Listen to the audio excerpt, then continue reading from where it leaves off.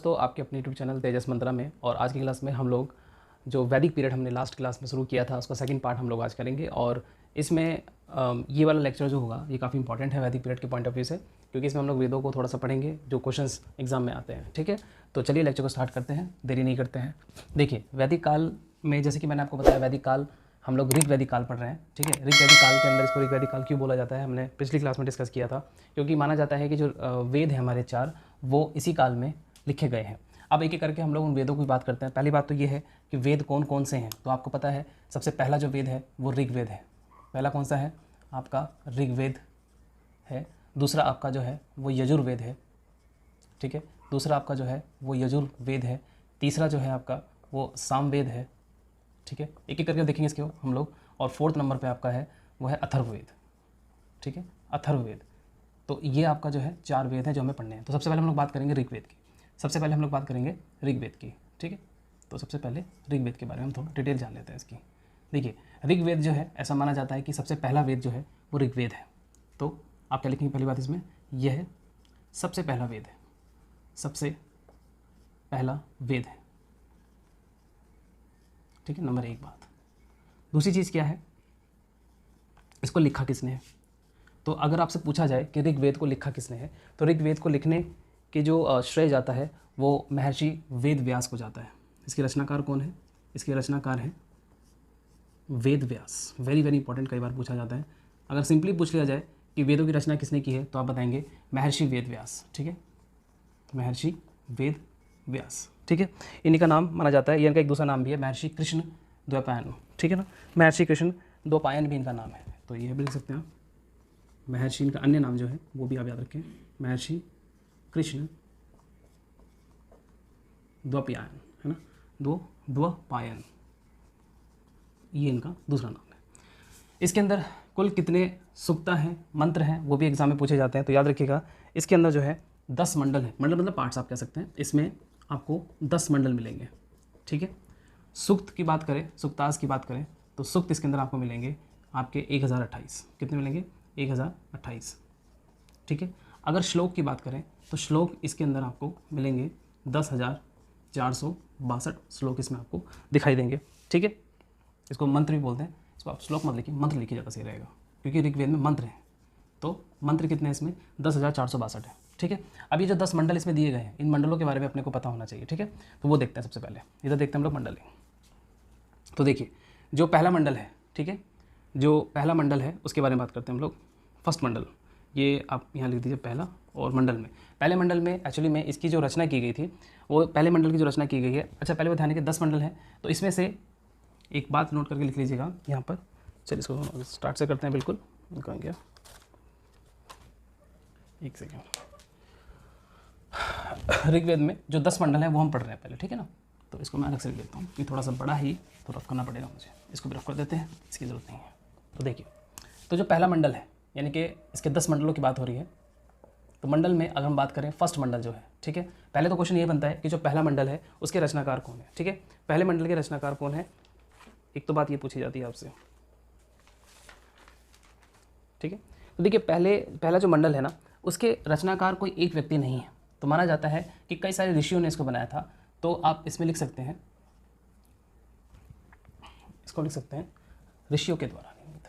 ठीक है, ऋषियों के द्वारा निर्मित। एक तो बात आप इसमें सिर्फ इतना लिख सकते हैं। ठीक है, इसलिए पूछा भी नहीं जाता है, कोई रचनाकार का नाम इसमें स्पष्ट नहीं है।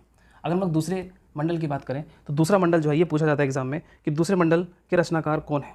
ठीक है, दूसरे मंडल के जो रचनाकार हैं वो है ग्रत समय। ग्रत्य समय भी बोलते हैं या ग्रथ समय भी बोलते हैं इनको। ठीक है, तो ग्रत समय जो है वो दूसरे मंडल के रचनाकार। हम लोग क्या लिख रहे हैं? हम लोग मंडल लिख रहे हैं, उनके रचनाकार लिख रहे हैं। ठीक है, ये कौन है? ये रचनाकार है। ठीक है, तीसरे मंडल की बात करें हम लोग तो तीसरा मंडल इंपॉर्टेंट है। इसको लिखा था विश्वामित्र ने। किसने लिखा था? विश्वामित्र ने लिखा था। इसमें गायत्री मंत्र दिया गया है। ठीक है, तो ये चीज़ हो गई। चौथा जो मंडल है, चौथे मंडल के जो रचनाकार हैं वो है वामदेव। चौथे मंडल के कौन है? वामदेव। चलिए, ठीक है, तो चौथे मंडल के रचनाकार वामदेव है। पांचवें मंडल की बात करें तो पांचवा जो मंडल है, ठीक है, इनका जो नाम है वो है अन्नी, यानी कि रचनाकार कौन है इनके? अन्नी। ठीक है, छठे मंडल की बात करें तो छठे मंडल के रचनाकार हैं आपके भारद्वाज इंपॉर्टेंट है भारद्वाज। भारद्वाज सातवां जो मंडल है, सातवें मंडल की बात करें तो सातवां मंडल जो है आपका वो उनके हैं वशिष्ठ, महर्षि वशिष्ठ भी इनको बोला जाता है, वशिष्ठ। ठीक है, आठवां जो मंडल है, ठीक है, आठवां जो मंडल है उसके रचनाकार कर्णव और अगीरा है, कर्णव और अगीरा, कर्णव और अगीरा। ठीक है, कर्णव और अगीरा। ठीक है, और इसके बाद 9 10 की हम लोग बात करें, 9 और 10 इनके रचनाकार पूछे नहीं जाते हैं क्योंकि किसी एक रचनाकार का नाम इसमें नहीं दिया गया है, कई सारे ऋषियों ने मिलकर उसको बनाया था, है ना, अनेकों ऋषियों ने या कई ऋषियों के द्वारा निर्मित, कई ऋषियों के द्वारा लिखा गया। ठीक है, तो ये चीज़ आपको ध्यान रखनी है। अब देखिए, कई ऋषियों के द्वारा इसको लिखा गया है तो किसी एक ऋषि का नाम इसके अंदर नहीं है। एक तो क्वेश्चन आपको इसमें कौन कौन से याद रखने हैं, सारे नहीं इसमें आपको याद रखने हैं। आपको इसके अंदर थर्ड वाला याद रखना है और फिफ्थ वाला याद रखना है, सॉरी थर्ड और फोर्थ और सिक्स्थ और सेवन्थ। ठीक है, इनके नाम आपको याद रखना। मैं इसमें टिक लगा देता हूँ ताकि आप याद रखें। देखो, तीसरा तो आपको वैसे भी याद हो जाएगा, अभी मैं आपको बताऊँगा। चौथा आपको याद रखना है, छठा आपको याद रखना है और सातवां आपको याद रखना है। ठीक है, थर्ड के विश्वामित्र है, फोर्थ के वामदेव है, ठीक है, सिक्स के भारद्वाज है, सेवन्थ के आपके वशिष्ठ है। अब देखिए, अगर आपसे पूछा जाए कि सबसे नया मंडल कौन सा है तो याद रखिएगा सबसे नया मंडल जो है इन 10 में से नया मंडल कौन सा है, नया मंडल इसका होगा फर्स्ट एंड 10th। ठीक है, इंपॉर्टेंट क्वेश्चन है, पूछा जाता है। सबसे नया मंडल आपसे पूछेगा तो पहला और 10वां मंडल बाद में जोड़ा गया है इसमें। ठीक है, बाकी के जो मंडल हैं वो पहले से ही इसमें अवेलेबल थे। एक्चुअली में 1 भी और 10वां भी, 8 और 9 भी बाद में जोड़े गए हैं, तो इसको आप ऐसे लिख सकते हैं, पहला मंडल और 8वां मंडल, 9वां मंडल और 10वां मंडल ये पहले नहीं थे, बाद में जोड़े गए थे। लेकिन इसमें से भी सबसे नया अगर पूछा जाए तो पहला और 10वां है। ठीक है, ये चीज़ हो गई। अब कौन से मंडल में क्या क्या चीज़ें दी गई हैं वो भी समझते हैं हम लोग। ठीक है, कौन से मंडल में क्या क्या चीज़ें दी गई, इसमें सारे मंडलों में क्या क्या दिया गया वो अपने को याद नहीं रखना है, लेकिन इसमें कुछ है। जैसे आपसे पूछा जाएगा कि जो आपका पहला मंडल है उसमें क्या विशेष है, तो पहले मंडल में किस चीज़ के बारे में बात की गई है, तो जो पहला मंडल है इसमें एक्चुअली में एकेश्वरवाद की बात की गई है। किस चीज़ की, एकेश्वरवाद, यानी कि ईश्वर एक है, एकेश्वरवाद की इसमें बात की गई है। यही वो मंडल है जिसमें मनु ने सबसे पहली बार हल चलाया है, यानी कि कृषि के बारे में भी यहाँ पर बताया गया है, कृषि की जानकारी। ठीक है, कृषि की जानकारी हमें यहीं से मिलती है। तो क्वेश्चन आता है ये टीसीएस वगैरह में एग्जाम में पूछ लेते हैं कि जो सबसे पहली बार हल चलाया गया है मनु के द्वारा, ठीक है ना, वो कौन से मंडल में हमें पढ़ने को मिलता है या देखने को मिलता है। तो आप इसमें बताएंगे कि जो पहला मंडल है उसी में कृषि के बारे में बात की गई है। ठीक है, दूसरा मंडल तो इंपॉर्टेंट नहीं है, तीसरे मंडल की बात करते हैं। देखिए, तीसरे मंडल की हम लोग बात करें तो तीसरा जो मंडल है, ठीक है, तीसरा मंडल जो है इसमें गायत्री मंत्र लिखा गया है। गायत्री मंत्र जो हम लोग पढ़ते हैं वही है ना, गायत्री मंत्र, उसको लिखा किसने है, तीसरा मंडल जिसने लिखा है विश्वामित्र ने लिखा है, तो विश्वामित्र के द्वारा लिखा गया है। और जो गायत्री मंत्र है ये सूर्य देव को समर्पित है, ये भी ध्यान रखिएगा, सूर्य देव को समर्पित है। इंपॉर्टेंट बात आपको याद रखनी है, सूर्य देव को समर्पित है। ठीक है, तीसरा मंडल आपको याद रखना है। इसके अलावा एक सातवां मंडल आपको याद रखना है। ठीक है, सातवां मंडल ये पूछा जाता है एग्जाम में, सारे नहीं याद करने अपने को, जो इंपॉर्टेंट है वो मैं बता रहा हूँ। सातवें मंडल में एक्चुअली में एक कबीला था, भरत कबीला, उसके एक राजा थे सुदास। ठीक है, तो उनका युद्ध हुआ था पुरोहितों के साथ, यानी कि 10 राज युद्ध का वर्णन इसमें मिलेगा आपको। 10 राज युद्ध, एक तो आपको याद रखना है 10 राज युद्ध जो है, ठीक है, इसका वर्णन हमें कहाँ से मिलता है, तो इसका वर्णन जो है वो हमें यहीं से मिलता है। 10 राज युद्ध की बात करें हम लोग तो 10 राज युद्ध जो था वो भरत कबीले के एक राजा थे, जिसको राजा का नाम लिखते हैं यहाँ पर, राजा सुदास। ठीक है, राजा सुदास वर्सेस पुरोहितों के बीच, ठीक है, पुरोहितों के बीच में ये लड़ा गया था। ठीक है, वजह क्या थी, जो इसमें राजा विश्वामित्र थे, जो पुरोहित विश्वामित्र थे, ठीक है, और राजा सुदास ने उनका कहते हैं कि उनसे तो कुछ अनबन हो गई थी। ठीक है ना, तो इसी वजह से जो है, क्योंकि ये पुरोहित थे विश्वामित्र, तो उनको बुरा लग गया। ठीक है, राजा ने कहा, सुदास ने कहा कि भाई हम किसी और को पुरोहित अपॉइंट कर दें। किसी बात को लेकर इसमें इनके बीच में कुछ अनबन हो जाती है, किसके बीच में, विश्वामित्र और सुदास के बीच में। तो जो विश्वामित्र होते हैं वो आसपास के जो राजा होते हैं उनको इकट्ठा करते हैं और सुदास के सामने एक युद्ध होता है, सुदास से इनका युद्ध होता है, और इस युद्ध में जो है राजा सुदास जीत जाते हैं और पुरोहित हार जाते हैं। क्योंकि पुरोहित जो थे, यानी कि जो विश्वामित्र थे, उन्होंने 10 राजाओं को इकट्ठा किया था, और एक तरफ सुदास थे, एक तरफ 10 राजा थे, इसलिए इसको 10 राज युद्ध के नाम से जाना जाता है। और याद रखना, जो राजा सुदास थे ये कौन से कबीले के थे, ये भरत कबीले के थे। कौन से कबीले के थे, भरत कबीले के। ठीक है, भरत कबीला इनका था। तो भरत कबीला जो था इसी वजह से कहा जाता है कि भारत का नाम भारत हुआ है। ठीक है, चलिए 7वां मंडल आपको याद हो गया। उसके बाद हम लोग बात करें एक नवे मंडल की। ठीक है, नवे मंडल में क्या है, नवा मंडल सीधा सीधा पूछा जाता है आपसे कि नवा मंडल किसको समर्पित है, नवा मंडल किसको समर्पित है, तो आप बताएंगे जो नवा मंडल है वो सोमदेव को समर्पित है। किसको, सोमदेव को समर्पित है। ठीक है, सोमदेव को। बात करते हैं सबसे इंपॉर्टेंट मंडल जो है इसमें, तीसरा मंडल इंपॉर्टेंट है एक तो, और एक 10वां मंडल और एक 7वां मंडल। ठीक है, तो तीसरा और 7वां हमने बात कर लिया। अब बात करते हैं 10वें मंडल की। तो 10वां जो मंडल है इसमें क्या दिया गया है, देखिए इसमें 3 चीज़ें आपको मिलेंगी। एक तो इसमें मिलेगा आपको पुरुष सुक्ता, पुरुष सुक्त आपको इसमें मिलेगा। ठीक है, जिसमें सबसे पहली बार वर्णों के बारे में हमें जानकारी मिली है, जो वर्ण होते हैं, है ना, यानी कि जो कास्ट सिस्टम है उसकी बात हो रही है। तो जो वर्ण सिस्टम है, वर्ण व्यवस्था के बारे में हमें सबसे पहली बार इसी सुक्तक में मिलता है। ठीक है, इसमें बताया गया था कि ब्राह्मण, क्षत्रिय, वैश्य और शूद्र 4 तरह के वर्णों की जो जानकारी हमें है वही सबसे पहले हमें यहीं से मिली है। कौन कौन से, ब्राह्मण, ठीक है, दूसरे क्षत्रिय, ठीक है, तीसरे वैश्य यानी कि बिजनेसमैन यानी कि व्यापारी, और शूद्र। ठीक है, तो ये 4 वर्ण जो हम पढ़ते हैं ये कहाँ पर मिले हमें, 10वें मंडल के पुरुष सूक्तक में हमें देखने के लिए मिलते हैं। उसके बाद हम बात करें अगर, तो इसमें और क्या मिला है, इसमें एक मिला है नदी सूक्तक। ठीक है, नदी सूक्त। तो नदी सूक्त में एक्चुअली में यहाँ से क्वेश्चन बनता है, आपसे पूछा जाएगा नदी सूक्त में सबसे ज़्यादा वर्णित नदी कौन सी है, सर्वाधिक। ठीक है, सर्वाधिक वर्णित, इसको मैं इधर लिख देता हूँ, सर्वाधिक वर्णित,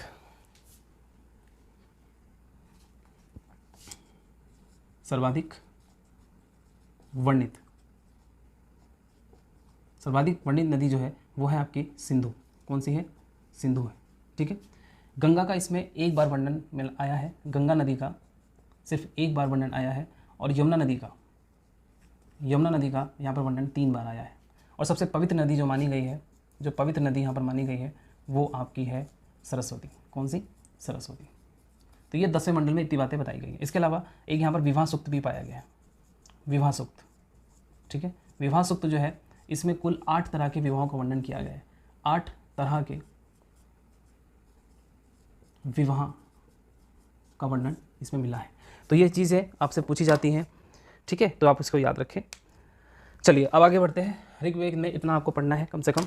ठीक है, इसमें मंडलों के बारे में पढ़ना है आपको, कौन सा मंडल जो है किसके लिए है।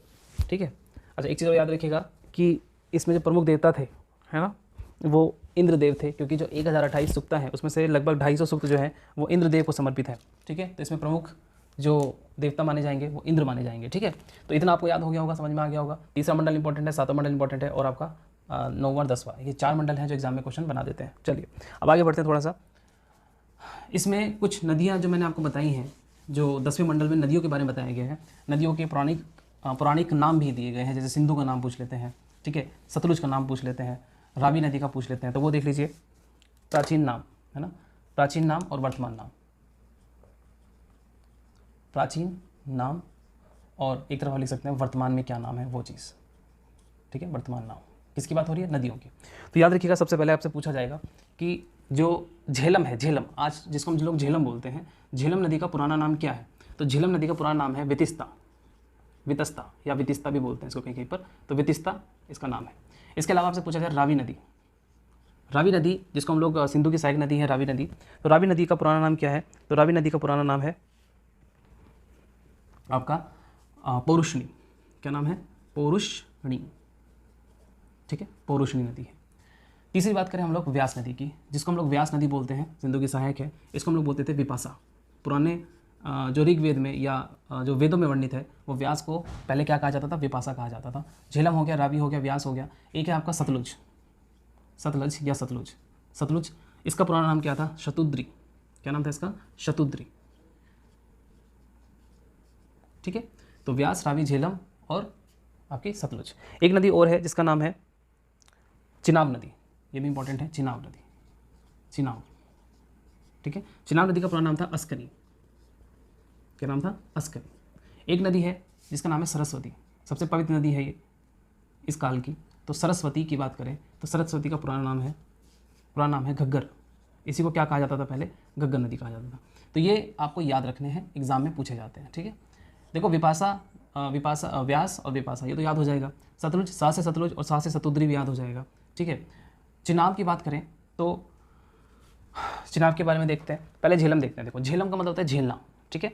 और एक आपने देखा होगा WWF में एक फाइटर है जिसका नाम होता है बटिस्टा, तो वैसे मैंने रिलेट कर रखा है, तो आप भी देख लीजिए, अगर आपको सीधा मिलता है तो आप सीधा कर लीजिए, या फिर और कुछ बन सकता है इसमें वितस्ता झेलम, है ना। तो आप देख लीजिए, या तो डायरेक्ट याद कर लीजिए या बटिस्टा से याद कर लीजिए, मुझे उसी से याद है, ठीक है। देखिए रवि, अगर इसको हम लोग लिखें तो रवि एक नाम बन सकता है, रवि। तो रवि क्या है, एक पुरुष है, ऐसे याद कर लो, ठीक है। व्यास से विपाशा हो गया, सतलुज से सतुतरी बोलते हैं। चिनाब आपको याद रखना पड़ेगा, चिनाब का हम लोग बोलते हैं अस्कनी, क्या बोलते हैं, अस्कनी। तो ऐसे भी कह सकते हैं नाव को कस के पकड़ो, नाव को कस के पकड़ो, यानी कि अस्कनी। और सरस्वती तो वैसे भी आपको याद रखो, हम लोग इंडस वैली सिविलाइजेशन बहुत बार पढ़ चुके हैं, ठीक है। तो गंगा नदी को सरस्वती नदी कहा जाता है। तो ये कुछ नदियों के बारे में आप जानकारी आपको होनी चाहिए जो दी गई, ठीक है। चलिए अब अगला जो वेद है उसके बारे में बात करते हैं। अगला वेद है आपका यजुर्वेद। जो दूसरे नंबर का वेद है वो है आपका यजुर्वेद। इसके बारे में इतना नहीं है, यजुर्वेद, ठीक है। देखिए यजुर्वेद जो है इसके नाम से पता लग रहा है, ये देखिए या से यज्ञ होता है और या से यजुर भी आप देख सकते हो, ठीक है। तो सबसे पहली बात इसमें क्या चीज़ मेंशन की गई है, इसमें यज्ञ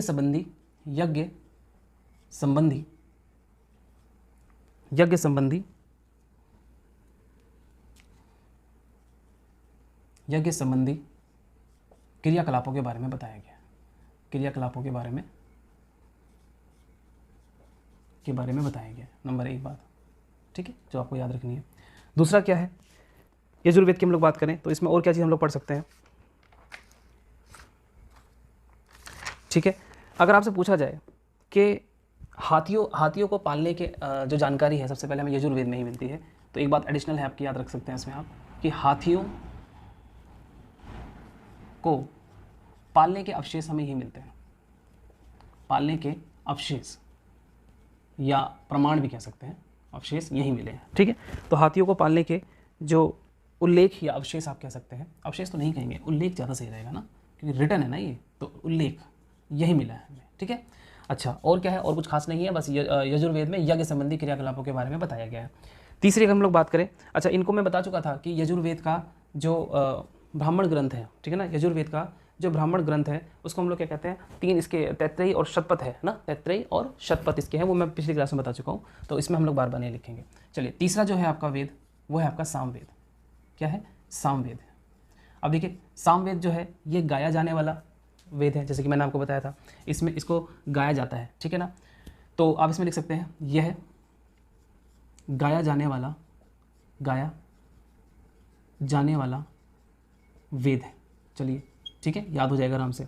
देखो स से सामवेद है और स से स्वर होता है, स से संगीत भी होता है, ठीक है। तो इसको आप दूसरा भी लिख सकते हैं, इसी बात को हम लोग क्या लिख सकते हैं, संगीत में, क्या लिख सकते हैं, संगीत में है ये, ठीक है।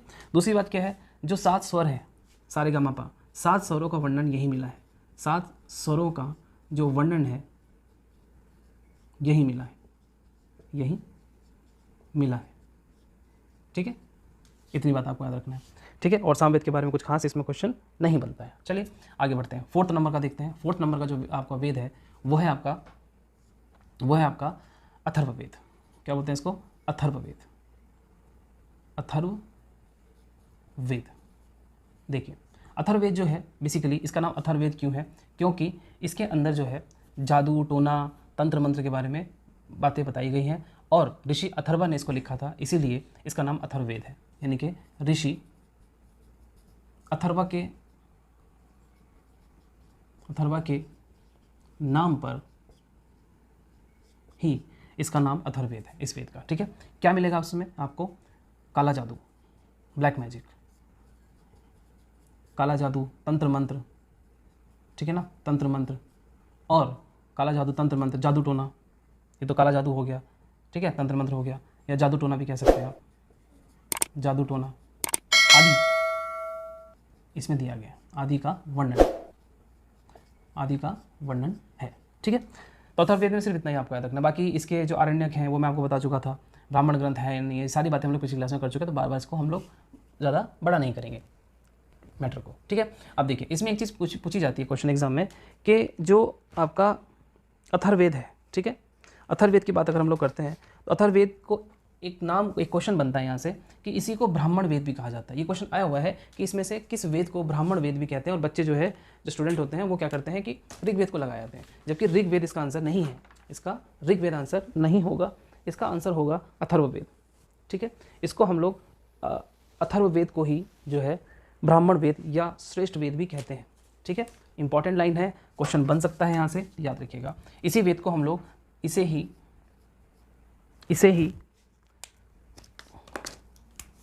ही ब्राह्मण वेद, ब्राह्मण या श्रेष्ठ वेद कहते हैं। ठीक है, ये बात आपको बिल्कुल क्लियर कट याद रखनी है, इंपॉर्टेंट लाइन है, पूछी जाती है। ठीक है, दूसरी चीज़ और क्या इसमें क्वेश्चन बन सकता है, देखिए अथर्ववेद जो है जादू टोने से संबंधित है, तंत्र मंत्र से संबंधित है, ये तो चलो ठीक है, कॉमन बात है। इसमें एक चीज़ वर्णित की गई है, जो इसमें कुरुक्षेत्र, जैसे आज का जो कुरुक्षेत्र है, ठीक है ना, यहाँ लिख देता हूँ मैं इसको, इसमें यानी कि अथर्ववेद में, इसमें कुरु के राजा जिनका नाम क्या था, परीक्षित, क्या था, परीक्षित, राजा परीक्षित को मृत्यु लोक का देवता कहा गया है। किसका, मृत्यु लोक का देवता कहा गया है, मृत्यु लोक का देवता कहा गया है। सिंपल बात है, इंपॉर्टेंट बात है, इसको याद रखें। ठीक है, तो अथर्ववेद से इतनी बातें आपको याद होनी चाहिए कि काला जादू, तंत्र मंत्र, जादू टोना वगैरह इसमें है। इसे ही ब्राह्मण या श्रेष्ठ वेद भी कहा जाता है। ठीक है, और इसमें कुरु राजा परीक्षित को मृत्यु लोक का देवता कहा जाता है। अच्छा, एक चीज़ और याद रखिएगा कि इसमें एक चीज़ है, आपसे पूछा जाता है कि जो वेद है हमारे, है ना, उसमें से किसको तैत्रेयी वेद कहा जाता है। ठीक है, तैत्रेयी वेद किसको कहा जाता है, तो जो शुरू के 3 हैं, शुरू के जो 3 वेद हैं उन्हीं को तैत्रेयी वेद कहा जाता है। ठीक है, किस किस को, ऋग्वेद को, यजुर्वेद को और सामवेद को। तो जो अथर्ववेद है वो तैत्रेयी वेद का हिस्सा नहीं है, तो इस बात को आप ध्यान रखें। चलिए अब इसको थोड़ा कंक्लूड कर देते हैं हम लोग, फिर इसको जितना हमें वैदिक पीरियड के बारे में पता होना चाहिए, खास तौर से वैदिक पीरियड के बारे में क्वेश्चन ज़्यादा बनते हैं, तो वो हमने डिस्कस कर लिया। ठीक है, अब एक चीज़ मैं आपको और बताना चाह रहा था कि इसमें जो ऋग वैदिक पीरियड था, इसमें जो राज्य व्यवस्था थी उसमें कुछ नाम हैं जो आपको पता होने चाहिए। जैसे इसमें जो है, मैं किसकी बात कर रहा हूँ, मैं इसमें ऋग वैदिक पीरियड की, ऋग वैदिक काल की शासन व्यवस्था की बात कर रहे हैं हम लोग, राज्य व्यवस्था की बात कर रहे हैं। किसकी, राज्य व्यवस्था की बात कर रहे हैं। तो इसमें आपको ज़्यादा नहीं पढ़ना है, सिर्फ इतना भी याद आपको होना चाहिए। इसमें सभा समिति 3 तरह की काउंसिल हुआ करती थी, सभा समिति, ठीक है, सभा समिति, और एक था विदर्भ, एक क्या था आपका, विदथ, ठीक है, विदथ, ठीक है। जो सभा होती थी, समिति होती थी और विदथ होती थी, एक तरीके से काउंसिल की तरह काम करती थी, जैसे लोकसभा राज्यसभा होती है, ठीक उसी तरह से इसको आप रिलेट कर सकते हो दिमाग में अपने। तो जो सभा है इसका वर्णन 8 बार आया है, 8 बार इसका वर्णन आया है, ठीक है। दूसरा, समिति की बात करें तो समिति का जो वर्णन है वो 9 बार आया है। कितनी बार, 9 बार वर्णन आया है, ठीक है।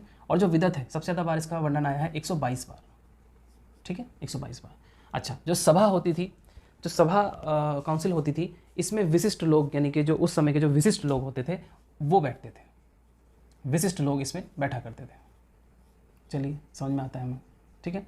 और जो समिति थी, समिति में साधारण लोग बैठते थे, या हम इसको ऐसे भी कह सकते हैं, साधारण लोगों को जो ग्रुप होता था उसको समिति कहते थे, साधारण लोग, साधारण लोग। अच्छा, विशिष्ट लोग में पुरोहित वगैरह आ जाते थे, ठीक है, साधारण लोग में कोई भी आ जाता था। जो विदथ था, विदथ सबसे ज़्यादा ये पॉपुलर थी, आप देख सकते हैं 122 बार इसका वर्णन आया है। यानी कि वैसे तो तीनों की तीनों जो संस्थाएं थी या जो समूह थे वो बहुत इंपॉर्टेंट थे, लेकिन सबसे ज़्यादा बार वर्णन आपसे कौन अगर पूछ ले तो आप बताएंगे विदथ का वर्णन सबसे ज़्यादा बार हुआ है। और इसमें वृद्ध और विद्वान लोग बैठते थे। देखो, व से विदथ और व से वृद्ध लोग, तो ऐसे आपसे याद कर लोगे आराम से, वृद्ध और विद्वान लोग इसमें बैठा करते थे, या विद्वान लोगों का समूह था ये, वृद्ध यानी कि ओल्ड और जो स्कॉलर्स थे का समूह था, ठीक है। तो ये 3 बातें आपको ध्यान रखनी है। अब देखिए, उत्तर वैदिक पीरियड से क्वेश्चन बनता नहीं है ज़्यादा, लेकिन हम लोग एक कंपैरिजन करते हैं ऋग वैदिक पीरियड का और उत्तर वैदिक पीरियड का। जैसे कि मैंने आपको बताया था, जो वैदिक पीरियड है 2 भागों में बटा हुआ है, एक था आपका ऋग वैदिक पीरियड और एक है आपका उत्तर वैदिक पीरियड। तो उत्तर वैदिक पीरियड में हमें कुछ ज़्यादा पढ़ना नहीं है, लेकिन ये चीज़ इंपॉर्टेंट है जो मैं आपको बता रहा हूँ कि अगर हम लोग तुलना करें, क्या करें, तुलना करें किसकी, एक साइड में अगर हम लिखें ऋग वैदिक काल